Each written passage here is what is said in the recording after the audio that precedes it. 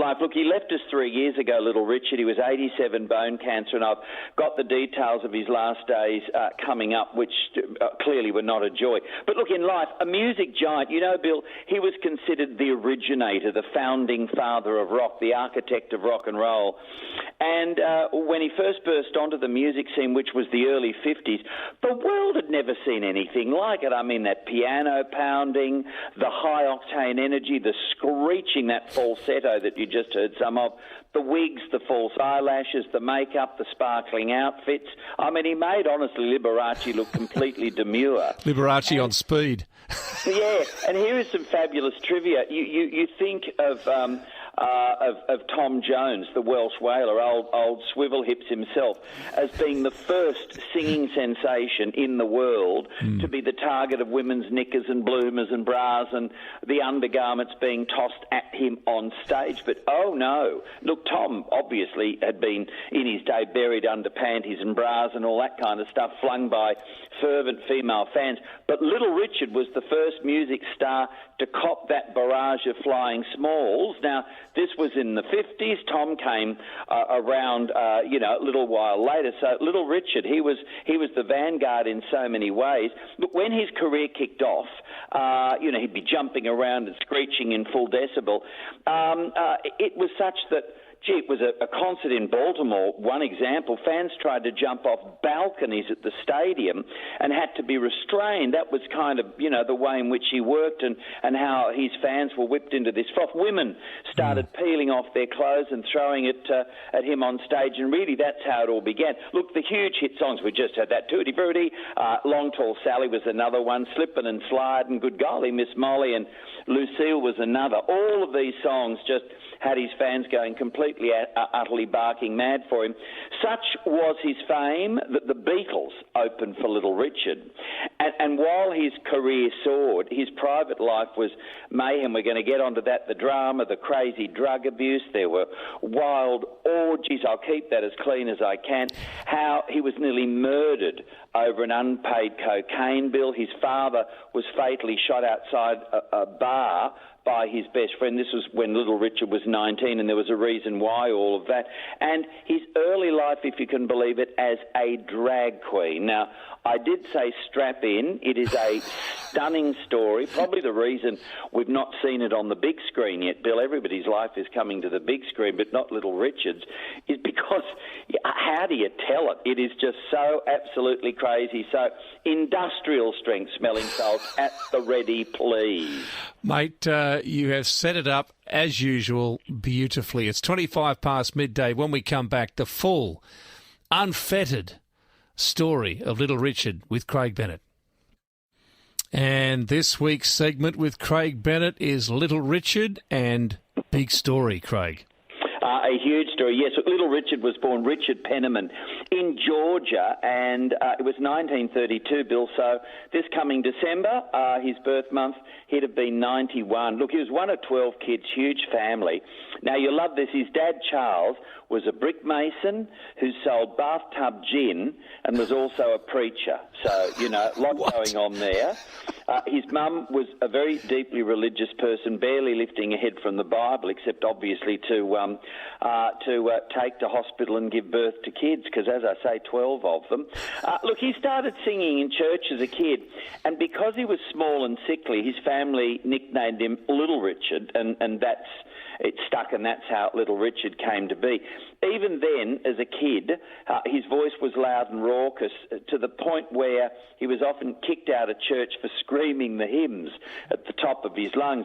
As a kid, he loved dolling himself up in his mother's makeup and sneaking into a wardrobe and getting into her frocks and things. And when she was obviously engrossed in her endless Bible studies, he'd slip into her high heels and he'd dance around.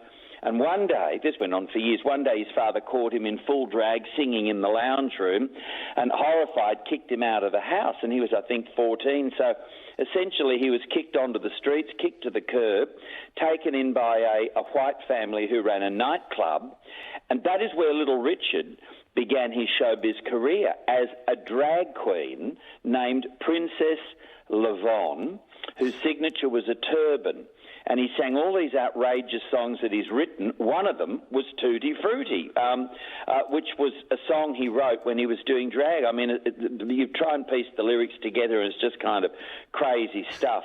Anyway, his day job was as a dishwasher at a bus terminal. At night he'd throw on the turban and shimmy around in drag and sing the crazy songs he'd written. Tutti Frutti, as I say, was one of those songs that kind of meant nothing, though the original lyrics were a little different to the one that wound up being played on the radio. But it was so catchy, it eventually became this massive hit. So, look, when he was 18, he was arrested for wafting around Georgia in full drag, and then was arrested on an array of occasions for all sorts of rather crazy conduct. But he managed to turn all of that drama around and sort of parlayed it to his own advantage. And it really all kind of his ship came in when he won a talent quest and scored a recording contract, and he decided to make Tutti Frutti his first song. As I said at the beginning, that was 1955, and it became this mega hit that still today, resonates all around the world. As you say, Bill Wood, you knew when Tutti Frutti was a thing. Yeah. Absolutely. It was still big, even in the early 60s. It was still hanging around. Oh, gosh, yes. Yeah, I mean, you play it now and people go, oh, my gosh, I remember that song so well. Now, look, as I mentioned at the outset, when he was 19, his father was shot dead by Richard's best friend, Frank. It was outside a bar in Georgia.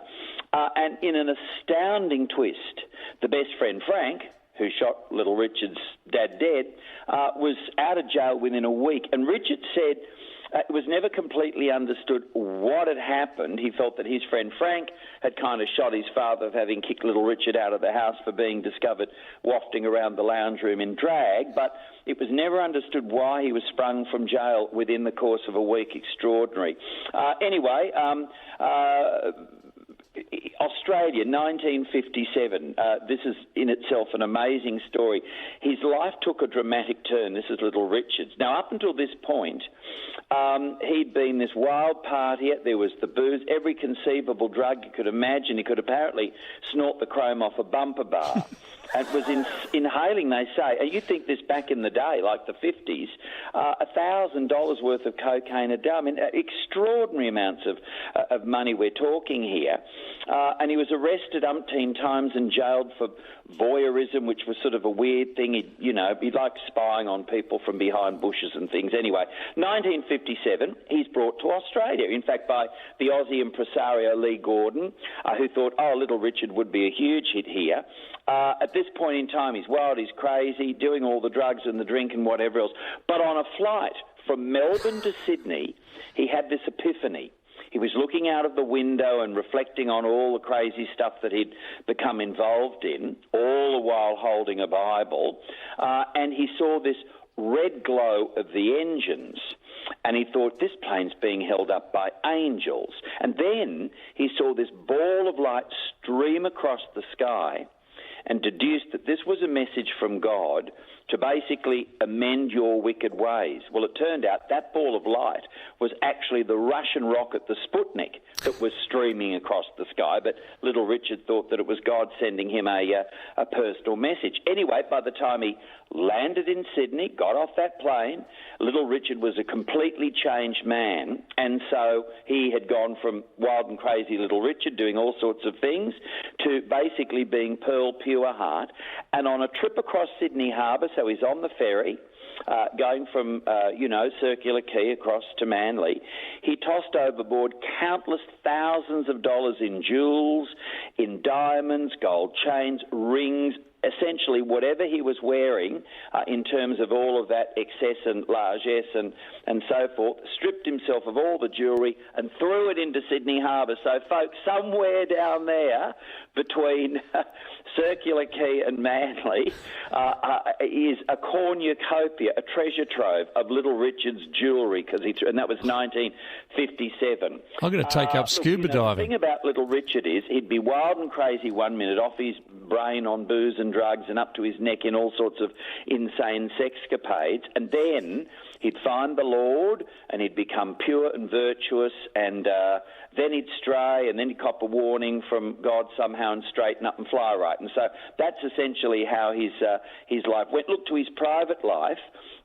despite being gay, and he was very honest about that, and he reckons he caught it. It was contagious, is the way he explained this in his memoir.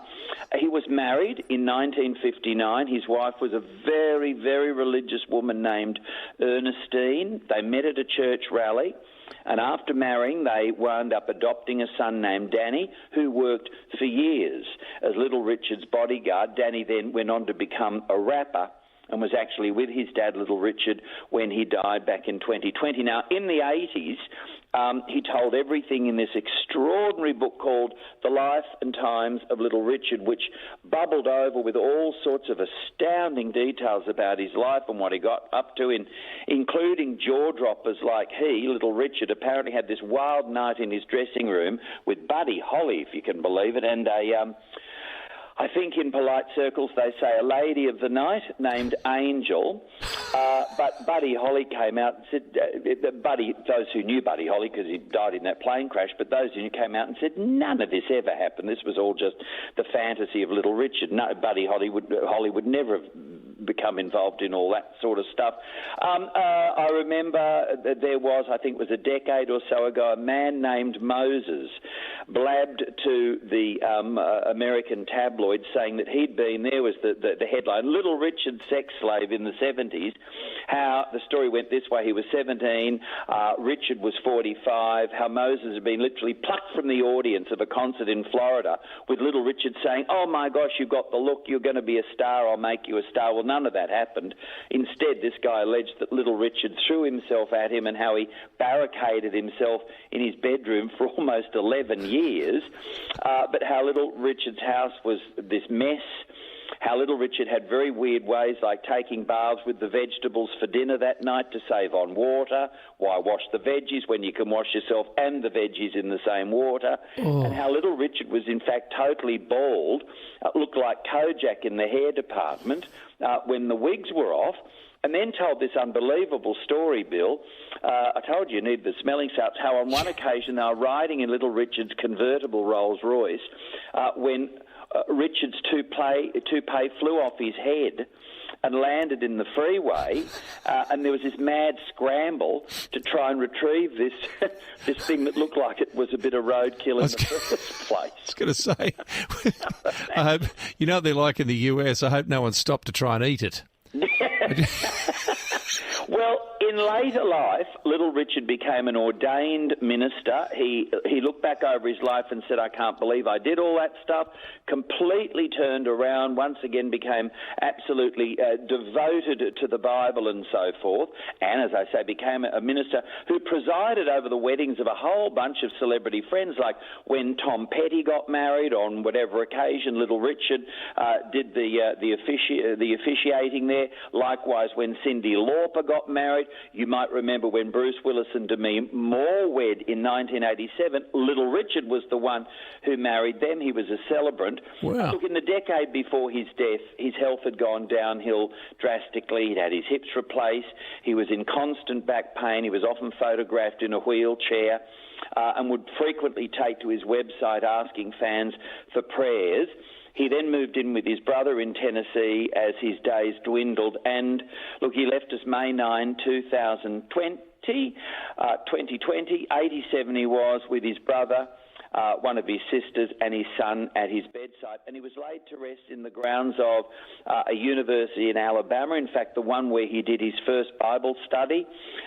Tributes were huge, from Elton John to Paul McCartney, Jerry Lee Lewis, Bob Dylan. Virtually all of those great music stars, Bill, came out to say that if it wasn't for Little Richard, they probably wouldn't have careers, because he was the one, by virtue of his energy in that form of music and being such a vanguard, is what inspired their careers and made them think about a life in music. Look, he left behind a fortune in the vicinity of $40 million US. There's a new documentary called Little Richard, I Am Everything. It looks back over his outrageous and extraordinary life.